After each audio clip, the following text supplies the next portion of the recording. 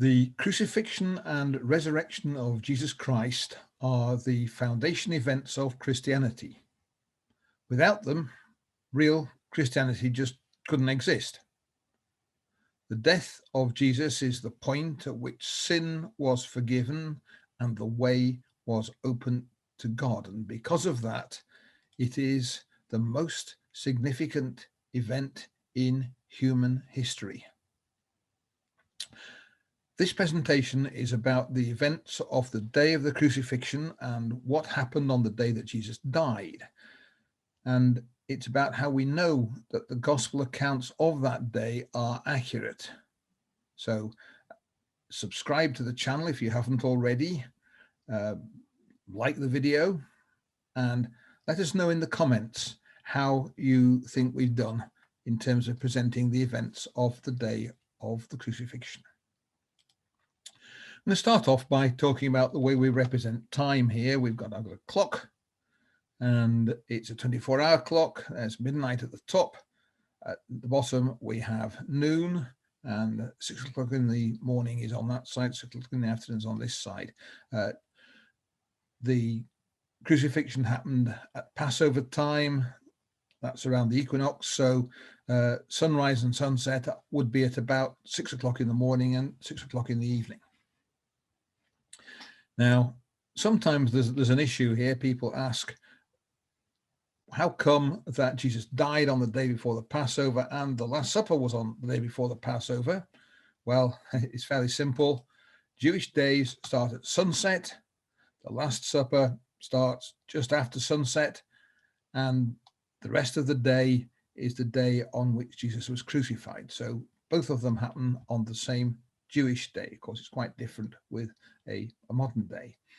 And the set of events is quite large. There's a huge number of things that happen. There's the Last Supper. Jesus prays in Gethsemane. He's arrested. He's interrogated by the authorities. He's tried and convicted by the Sanhedrin. He is taken up to Pilate, where he's sentenced. He's quick visit to Herod just to make sure, and then he's crucified, and finally he is buried. And that all happens in this period of 24 hours, one single day. And it's an event that was well known. It makes it into the Talmud. On the eve of the Passover, it says they hanged Jesus.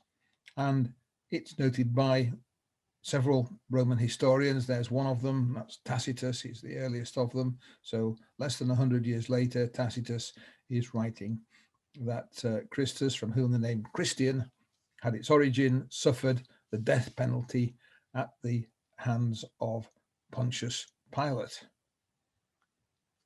So let's go back and look at the day. It starts at sunset. At sunset, Jesus sends two of his disciples into Jerusalem and tells them to follow someone with a jar of water who will lead them to the room where they're going to have a meal. And these two disciples, they're Peter and John, they follow the person with the jar of water, and they find the house with the upper room. Jesus and the disciples follow on, and they eat a last meal together before Jesus is arrested. The room they eat in is a large guest room. It's upstairs. It's known as the upper room, and you can track that through the Bible. You can track it through other Gospels. You can track it through the Acts of the Apostles, and you learn a lot about it and the people who owned that house, includes John Mark. At that meal, they had the meal. At the end of it, Jesus shares a loaf of bread and a cup, which you can deduce contained wine, with the disciples. And this is a ceremony which is there to remind them, and remind us for that matter, of how Jesus died and rose from the dead. And that's been carried out by Christians ever since, for nearly 2,000 years. It's there to commemorate the death and the resurrection of Jesus, and to remind us that Jesus promised to return. At the end of the Last Supper, Jesus leaves the upper room with his disciples. Judas has peeled off. He's left the group, and he's gone off to the priests, and he's telling them that they can go and arrest Jesus later on if they want to. Jesus and the disciples walk through the streets of Jerusalem. The route I have put there is a complete conjecture. Who knows how they got there, but it does seem appropriate that he walks through the temple. On the way, there's a discourse. He talks to the disciples and tells them a lot of things about the coming of the Holy Spirit, which is going to allow them to write scripture later on. And there's a prayer, which, again, it would be appropriate if that happened outside the temple, although we don't know for definite it did. Jesus arrives in the Garden of Gethsemane. That's on the slopes of the Mount of Olives. The Mount of Olives is here. The temple is there. That's the traditional site of it. May be completely wrong. The Romans destroyed everything around Jerusalem in 70 AD, and that would include this garden. So it is just a conjecture. But in the Garden of Gethsemane, Jesus prays. His disciples doze away. They're late at night. They're tired. But he prays for maybe 3 hours, maybe a little longer in the Garden of Gethsemane. And then the priests get their acts together. They're rather surprised that Judas turns up in the middle of the night, says you can arrest Jesus now. They have to get together an arresting party, but they do that, and they go out and they take Jesus, and Jesus is arrested. It's about 2 o'clock in the morning now. Jesus is arrested by a party led by Judas. Judas identifies Jesus. He gives him a hug and a greeting kiss, and pretending to be his friend, betrays him. And Jesus is taken by the guards, and they take him away to the residence of the high priest. Again, we don't know where that was, but we do know that there were priestly residences around this bit of Jerusalem. Peter and John, very, very bravely indeed, follow on, and they also manage to slip into the courtyard of the high priest's residence. So while Jesus is upstairs being interrogated, they are down in the courtyard outside, and they can hear and to some extent see what is going on. The other disciples run away. They flee from Jesus, and they disappear into darkness, and they cower behind bushes and trees. But after the arresting party's gone, most of them reappear. They gather together in the Garden of Gethsemane. Thomas has disappeared. He's gone out of the garden, and we don't hear about him again this day or the next day or even the day after that. But John Mark, the son of the people who own the upper room, he's been sent out to sleep in the Garden of Gethsemane. He nearly got arrested as well, but he's standing there, and the others emerge from behind the bushes and all the rest of it, and he takes them back to the upper room, and there they remain again. Not just this day, they spend that night there, they spend the next day there, they spend the night after there, and that's where they meet Jesus later on.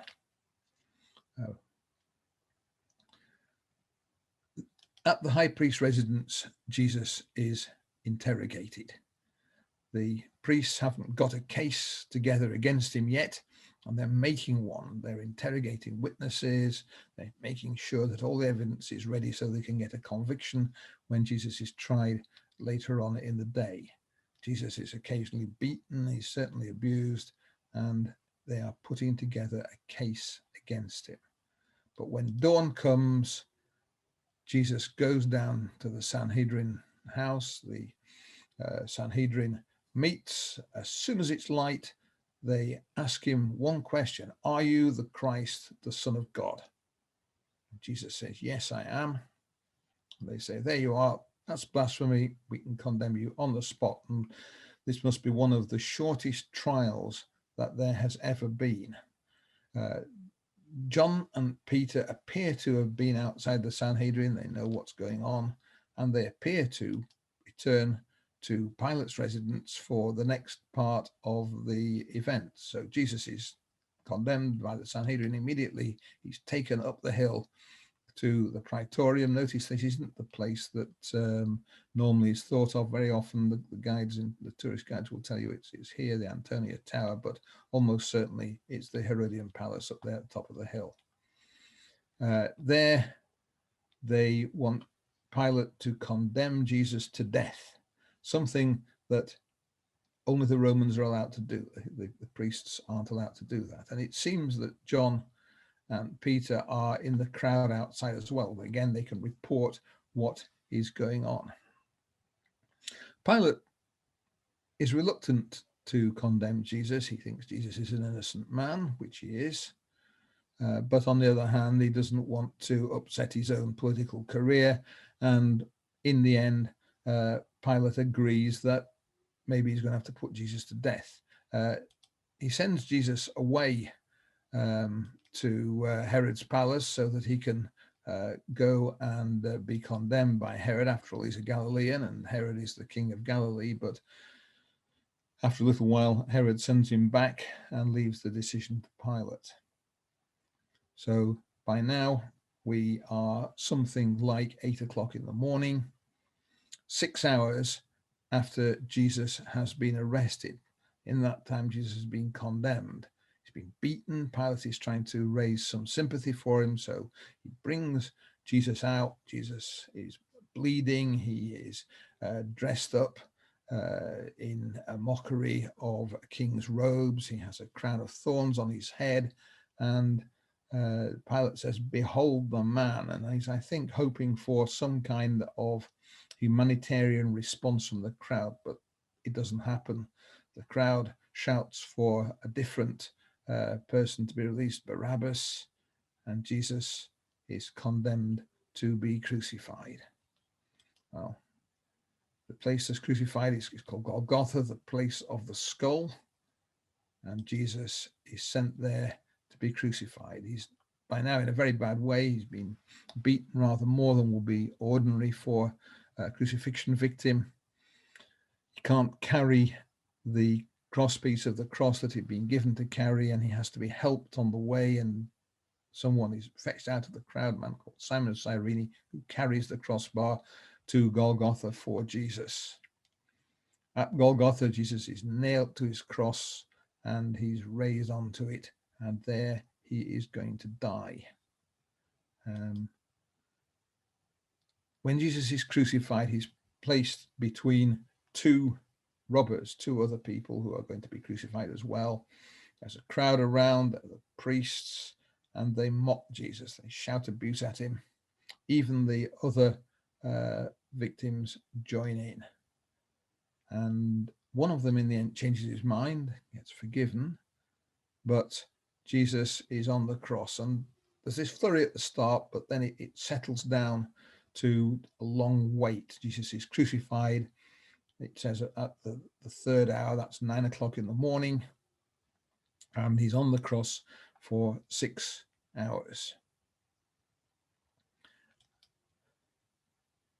Crucifixion is an unpleasant way of dying. It depends on people hanging from a cross, and just gradually the blood and the bloody fluids drain away, and they end up either dying of asphyxiation or of congestive heart failure, or simply what's called hypovolemic shock as the blood dries up in their body. Jesus is on the cross for 6 hours, and during that time, rather interesting phenomenon happens, because there's darkness over the land from the 6th hour, that's noon, to the 9th hour, which is 3 o'clock in the afternoon. Now, that's interesting. That's something that you would expect to be noticed by astronomers, and it was. Julius Africanus wrote this in about 220 AD. He says, Thales, in the 3rd book of his Histories, explains this darkness an eclipse of the sun, and reasonably as it seems to me. Well, Thales was writing a text of natural events. He's writing semi-astronomical textbook, and he is trying to explain the darkness that happened over the land. But you don't get eclipses of the sun at Passover, it's full moon, and eclipses of the sun don't happen at full moon. Sadly, we haven't got Thales's book. We only have a few quotations of it in other books. So Julius Africanus quoted it, and Theophilus of Antioch in about 180 AD is a Christian writer who also quotes from Thales. Thales is writing the second half of the 1st century AD, could be as early as 52 AD, could be as late as the 90s.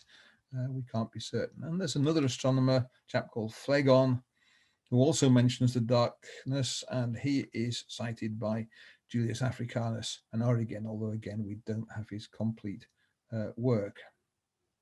So there's a darkness over the land, and at the end of that, Jesus is able to shout out a few more words, and then he dies. At the cross, we have a series of women. Now, they probably all didn't arrive at once. We don't know when they did arrive. They may not even have all been there at exactly the same time. And different gospel writers record different women. And they record them in different names. So Matthew records Mary Magdalene. In fact, they all record Mary Magdalene. And he records Mary, the mother of James and Joseph. James the Less is one of Jesus's disciples. Joseph is unknown elsewhere. He's not a disciple. And Mark refers to the same person. Luke just refers to as Mary, the mother of James. And John tells us that she's the wife of Cleopas. Well, James and Joseph, they were the sons of someone called Alphaeus. But often people did have two names. The Aramaic would be Chalpai, comes out of Alphaeus, one way of writing it, but a Hellenized version, a Greek version of it, would be Cleopas, the male equivalent of Cleopatra. So we've got the same person, but under different names in different Gospels. Third woman that's there is the mother of the sons of Zebedee in Matthew. Mark gives her a name. He calls her Salome, and John tells us that he was the sister of Jesus's mother. So we have, again, same person, but three different names. And you can put that together and get a sort of family tree out from it. So Mary's the mother of Jesus, and she's the sister of Salome. And John the disciple and a different disciple called James, they must be Jesus's cousins because of that. Luke mentions a woman called Joanna, does not mention any other gospel, and John talks about Mary, the mother of Jesus. Of course, Mary, the mother of Jesus, isn't there for very long. She's there at the start, and Jesus hands her into the care of John, and John takes her back to the house that his family owns in Jerusalem.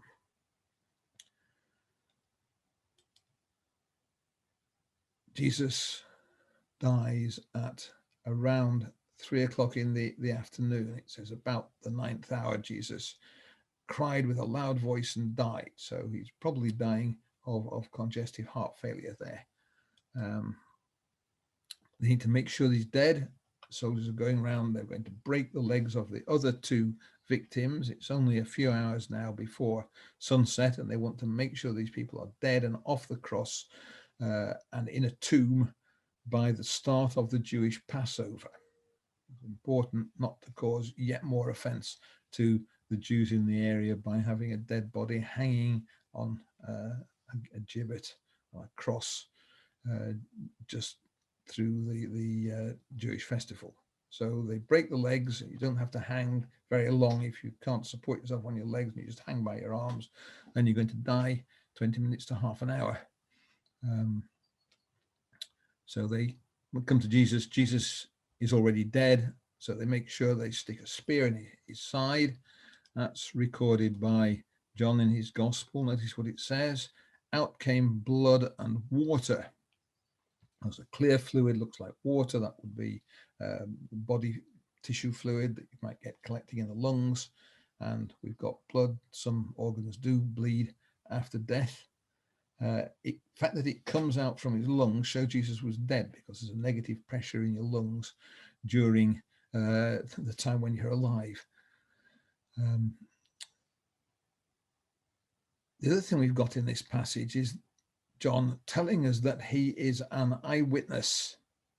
John saw this, and he's telling everyone, I saw this. It's something that has a witness to it. So Jesus is died, definitely dead, but there's a bit of time before his side is pierced. And Joseph of Arimathea goes to ask Pontius Pilate for the body. He's going to bury it. Now, was quite common, apparently, for crucifixion victims to be taken away and buried by their families. We now have 3 graves where there's a crucifixion nail in with the body. In one case, it's stuck in the bones in a way that they couldn't get it out. The other 2, it was probably stuck in the flesh. Things have gone a bit since then, and they're separate. And there are a whole lot more crucifixion nails been found in tombs, but not clearly associated with any particular body.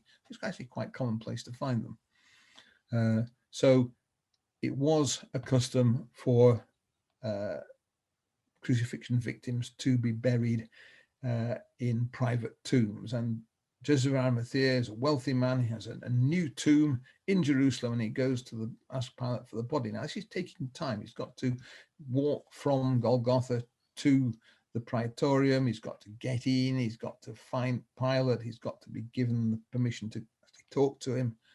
But Pilate grants him the body, and Joseph of Arimathea then, well, he grants the body. He finds out, first of all, whether Jesus is already dead. So he has to send back to Golgotha, find out whether Jesus is dead.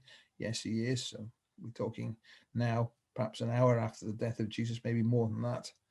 And Joseph goes out and he buys a linen shroud. By some quirk of fate, he didn't carry a burial shroud around with him.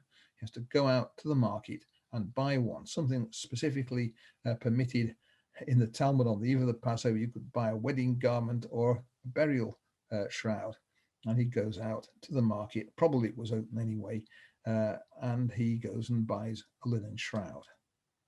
And finally, Jesus is buried, and that must have been shortly before sunset, but he's under the ground before the Passover starts, and that's the important thing. How do we know that these accounts are accurate? Well, first thing to notice is that all the way through they contain differences in wording and in detail. Some things are mentioned in one gospel but not in another. People have slightly different names. Is it the mother of James that everyone knew, or the mother of James and Joseph, which physically she was, but no one knew who Joseph was. So there is so much difference in the text that more than you get anywhere else in the Gospels, so much difference that we can consider those accounts to be independent of one another. They're not just copies of one original account, but they fit together extremely well to produce a consistent narrative. I've just gone through the main narrative here, but it's not just in the main narrative, it's also true in the details. If you go and look at the details of the upper room, you'll find that there's a consistent set of details about that. Or if you look at the way that John had a pied-à-terre in Jerusalem, and John's family owned some kind of lodging there, that appears every now and again as a little detail in the accounts. Or if you start finding out what John Mark was doing on that day, again, he appears at various different times, and you can find out what's going on. If you look at the geography of the city, you'll find that the city fits the description in the Gospels quite nicely. That's something that we know because archaeologists have dug it up, and in fact things like the Talmud talk about it. But in 70 AD, Jerusalem was completely destroyed.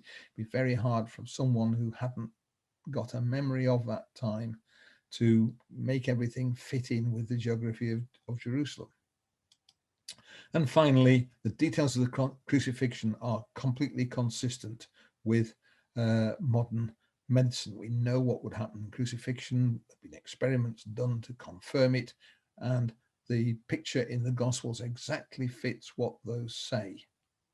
So here's a question for you. Does the consistency of the accounts of Jesus' crucifixion show that the Gospels provide an accurate record? Let us know what you think in the comments with this video. So come to the end of the day. Where is everybody? It's sunset. Well, the places I've had to make up quite honestly, we don't know where most of them are. So John's family have a house in Jerusalem somewhere. I put in the north of Jerusalem because it makes it easy to put the arrow on. And in that house, we have John, of course, and Peter, who stays with John throughout the day. Mary, the mother of Jesus, was sent by Jesus so that John could look after her. He's taken her back. Salome, who's John's mother and the sister of Mary, the mother of Jesus, staying in that house. After all, it's her house, and she's helping to comfort Mary, who's just lost her son. And it turns out Mary Magdalene stayed there as well. And on the accounts of the resurrection day, that's where she goes from. As I said, we don't know where John's house was. We've got a slightly better idea where the upper room was, although it's only a slightly better idea. And here we've got Mark, the writer of the gospel, and we have 8 of Jesus's 12 disciples, and they're staying there and they're keeping very quiet. We do know where Herod's palace was. That's been found by archaeologists. This is the palace put up by the Hasmoneans. Herod the Great built a rather better palace here. That was taken over by the Roman governor, and Herod, who is now governed, this is a son of Herod the Great, is governing Galilee. When he stays in Jerusalem, he can stay in the old place, and that's down there. And Joanna is the wife of Herod's staff manager, steward, and so she'd be staying there. And the other one is Cleopas and his wife, Mary, the mother of James and Joseph. Again, I have no idea where they will be staying, but they have somewhere to stay in Jerusalem. And the only one we're missing now is Thomas. He disappears into the night at the arrest, and we have no idea where he spent the night. I've speculated wildly that he went to Bethany, but it could be almost anywhere. So at the end of the day, the different people have different thoughts. The disciples are devastated. They had trusted in Jesus. They had known he was the Messiah. They were expecting him to set up the kingdom of God and to rule forever. And here he is dead. So they are devastated. They've no idea what's going on. The Romans, well, they're quite thankful because they've got through another day without any really serious riots. And that's a plus for them. They don't think anything else is going to happen. They can put things quietly to bed. But the priests are jumpy. They're expecting something to happen because that evening they want a guard to be placed on the tomb of Jesus, and they demand one and they get one. Well, the next day is a Sabbath. Nothing's going to happen. But on the following Sunday, everything does change and the world changes with it. So it's a day when lots of things happen. It starts at sunset and ends at sunset. There's a whole series of events that take part during it. And for 6 hours, Jesus hangs on a cross and is killed. And those 6 hours are 6 hours that change the world.